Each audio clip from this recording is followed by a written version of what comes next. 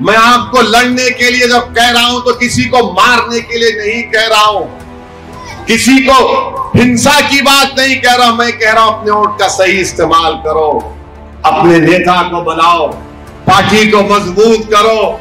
40 साल तुमने इन तमाम का साथ दिया, अरे 5-10 साल मेरा साथ देकर देखो, मेरा साथ दो, मेरी पार्टी का साथ दो।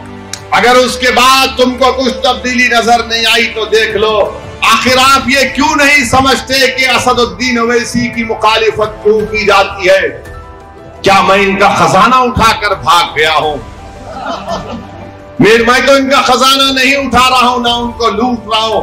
वो मेरे खिलाफ इसलिए है कि वो गरीब और मजलूमों को बता रहा है कि उठ जाओ, अपने हक के लिए खड़े हो जाओ, तुम इस्तेमाल मत हो। जिस तरह दूसरे लोगों को, दूसरे तबकों को इंसाफ मिल रहा है, आपको भी मिलना चाहिए।